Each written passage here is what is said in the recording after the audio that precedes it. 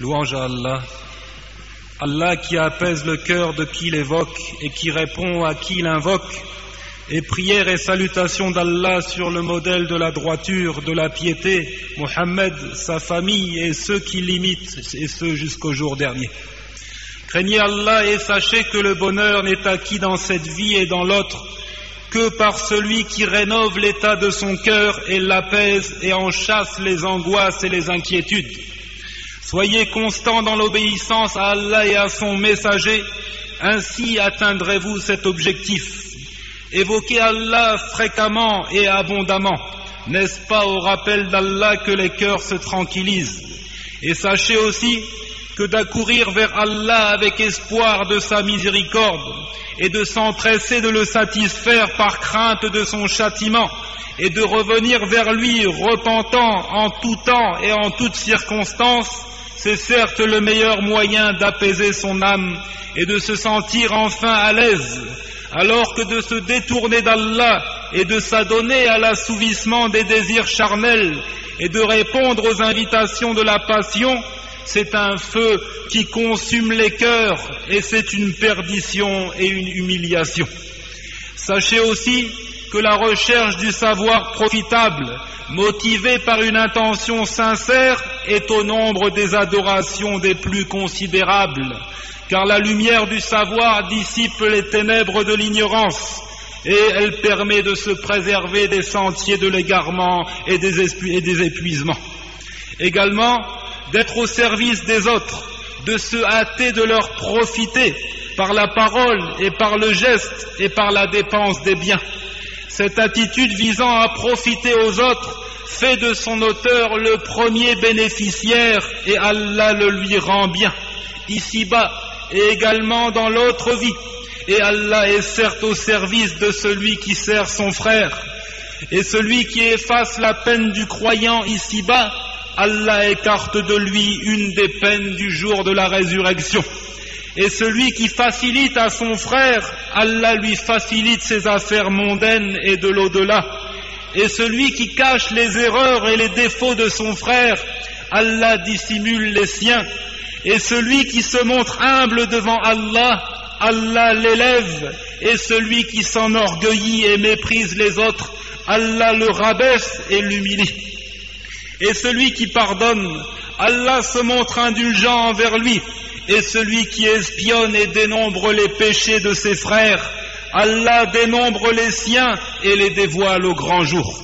Et celui qui tente de se rapprocher d'Allah, Allah se rapproche de lui. Et quiconque lui tourne le dos, Allah se détourne de lui. Et la récompense est déterminée par l'œuvre et ton Seigneur ne fait nullement injustice. Ne croyez pas que la bonne vie consiste à manger et à boire et à assouvir les désirs, ni même à un ascétisme exagéré, poussant à se priver des bonnes choses qu'Allah a rendues licites. Non, la vraie vie qui permet au cœur de se tranquilliser et à l'âme de s'apaiser, c'est de s'abreuver du rappel d'Allah et d'être satisfait et reconnaissant pour la part de gain décrétée par Allah et également de l'utiliser à bon escient dans l'obéissance au Créateur. Il n'y a pas de réel bonheur pour le désobéissant, pas de réel plaisir pour l'ingrat et le mécréant, pas de paix pour les malfaisants. Et certains vertueux de dire, si les rois et les princes de cette terre savaient quelle joie est la nôtre dans l'adoration d'Allah, ils nous auraient fait exécuter par jalousie de leur part. Que dire de celui qui au petit matin n'a d'autre préoccupation que d'obéir au Seigneur, qui ne craint que lui, qui n'espère qu'en lui, et dont le cœur virevolte librement sans attache mondaine et mesquine. S'il reçoit, il se montre reconnaissant, et s'il est dans la privation, il endure patiemment, et s'il pêche, il implore l'absolution et se repent. Voici la vraie vie pour laquelle les croyants doivent entrer en compétition.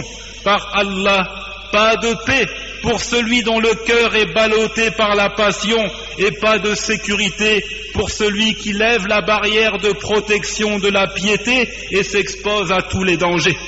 Le Très-Haut dit, Et quiconque, homme ou femme, fait une bonne œuvre tout en étant croyant, nous lui ferons vivre une bonne existence et nous les récompenserons en fonction du meilleur de ce qu'ils œuvraient. Et dans ce qui est attribué au messager, à lui le salut et la paix, a certes réussi celui qui fut guidé à l'islam et qui vit au jour le jour avec le strict nécessaire et qu'Allah a rendu satisfait de ce qu'il lui a donné. Ainsi, celui qui regroupe ces trois qualités connaît le bonheur parfait, la grâce apparente et cachée. Il connaît un bonheur sans limite ici-bas et sans fin dans l'au-delà.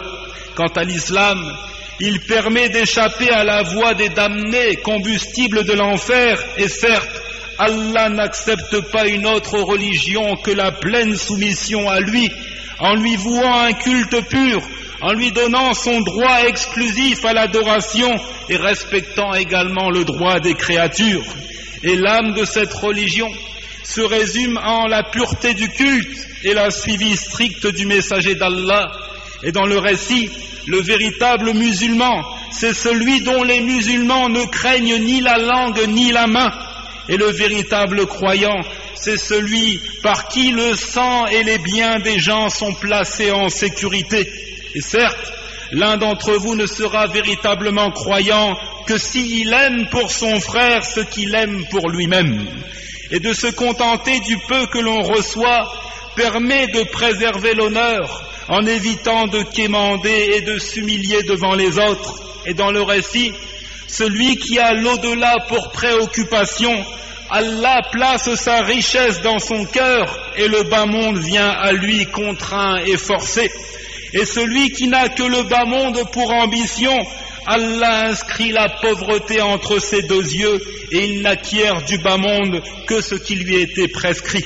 Craignez donc Allah et sachez qu'on ne peut obtenir ce qui est auprès de lui de grâce et de faveur que par le biais de l'obéissance. Et cette insatisfaction qui caractérise notre génération pour les grâces qu'Allah nous accorde est bien ce qui provoque peine et tristesse et angoisse. Cela car nous avons désobéi au messager qui disait « Regardez qui est plus bas que vous et ne regardez pas ceux qui sont au-dessus de vous. Ainsi, cela vous permettra de reconnaître le bienfait d'Allah à votre égard.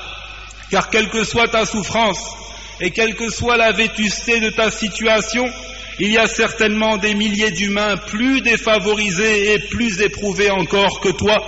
Cette vie est certes très courte et elle ne doit pas être dépensée dans les plaintes et les gémissements qui l'enlaidissent. Et écoute cette parole sage, le repos du corps est dans la consommation réduite des aliments, et le repos de l'âme dans la diminution des péchés, et le repos du cœur dans le peu d'avidité au gain, et le repos de la langue dans le peu de paroles prononcées. Prenez donc goût à cette vie en véritable croyant, au service des nécessiteux, au chevet des malades, sur la tombe des défunts, la main à la poche prête à donner, la langue déliée prête à conseiller et à orienter, le cœur sur la main prêt à tout partager, le sourire aux lèvres agité par le rappel d'Allah aux premières et aux dernières heures de la journée.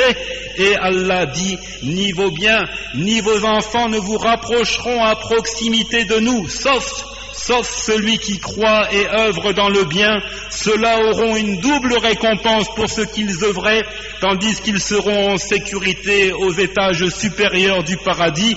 Et prière et bénédiction d'Allah sur le sceau des prophètes, sa famille et ses compagnons, et louange à Allah, Seigneur de l'univers.